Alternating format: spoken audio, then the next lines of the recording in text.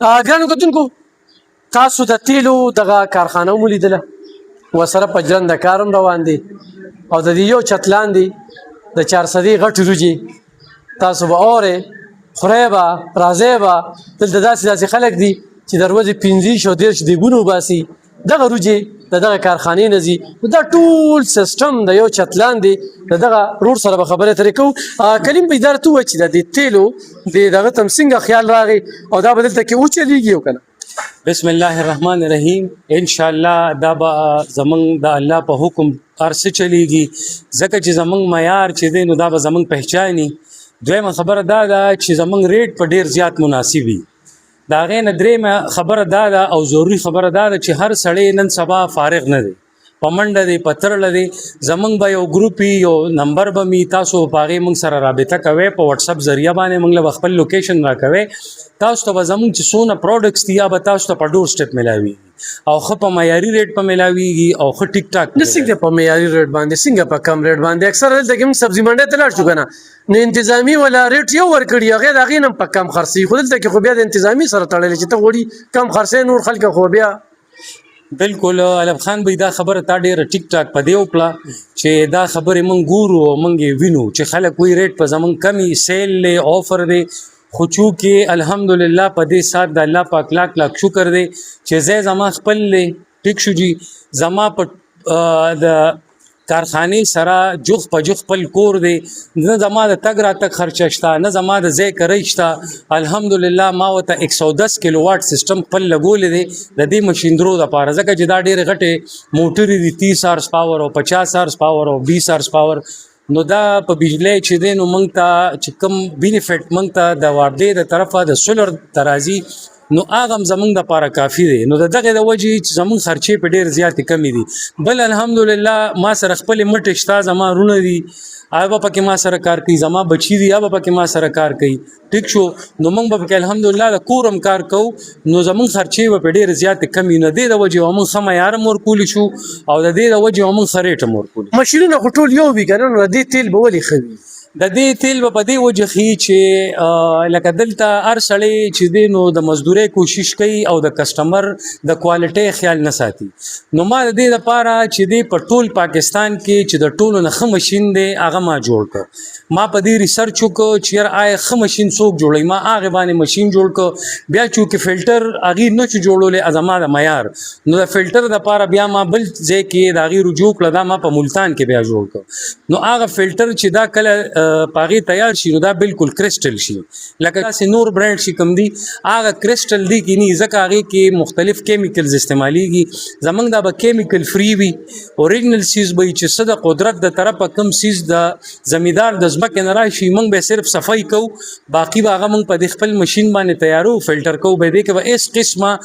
لکه مطلب دا چې هېڅ هم پکې نه. بس په شړشم کې ملاوټ کېږي، شړشم کې ملاوټ کېږي جي، ځکه تاسو ته ووایم دې کې ډېرې خبرې دي، خو چونکې زه دغه خبرو ته نه تلل غواړم. خو زمونږ انشاءالله زما روزګار چې دی نو دا به ګریني انشاءالله، او زه به پکې ګرین نه یم، زما بچي به پکې ګریني، ځکه چې دا روزګار د روجو ما ته د نیکه نه پاتې شوی دی. زما نیکه به بلور دي سره کار کوو، هغه ځای نه به په غوړي چې راتلل زمونږ په دې رزړو بازار کې دوکان و، هغه 71 جنګ چې و، د 65 جنګ چې و، نو هغه به موږ له غوړي راتلل د بلور فیملیز نه،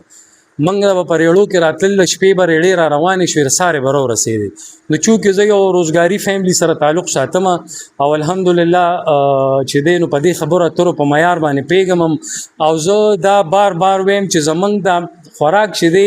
دا به بالکل میډیسن سره تعلق ساتي، میډیسن سره په دې تعلق ساتي چې لکه موږ د سرسو آیل ورکو، موږ د غنمو اوړه ورکو، موږ ښه د کلاس وریجې ورکو. نو لکه زمونږ دا سیزونه به کیمیکل فری وي او معیاري سیزونه به وي، نو انشاءالله دا به ایز ا میډیسن استعمالیږي انشاءالله. اکثر خلک بیا لالي چوکي که نه، لکه اوس کلو کې ملاوټ، چړشمو کې ملاوټ، غوړو کې ملاوټ، روړو کې ملاوټ او وریجو کې ملاوټ. دا تا ټولو نه بنیادي خبر وکړه.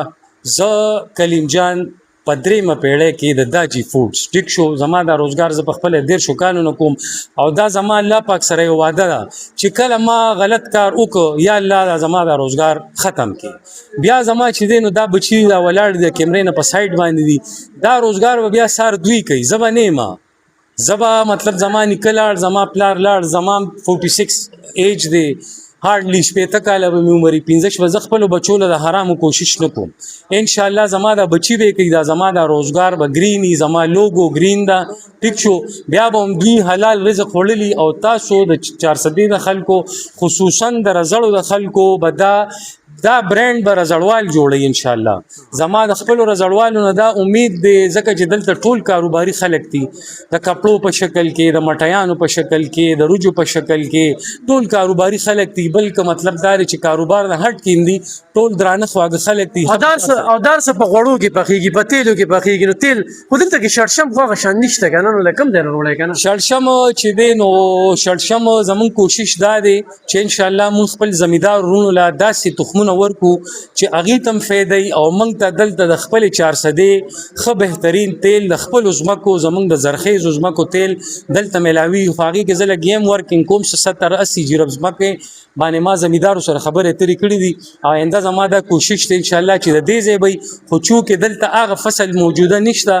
نو موږ دا آیل چې دی نو د اوکاړې هارون آباد نه راغواړو د سند نه راغواړو انشاءالله هغه به ښه معیاري سیز به الو ښه بهترین به الو تاسو په خدمت کې به پیش کوو او آینده وخت کې به موږ ته خپل د 400 آیل همدلته میلاویږي دلته به په ټوکې کېږي او موږ به یې دلته منډۍ وي انشاءالله څنګه چې زموږ د شولو منډۍ ده موږ له د غیر چاپېره علاقو نه شولې راځي موږ یې ته پرچیز کوو داسې به زموږ منډۍ وي د شړشمو د کینولې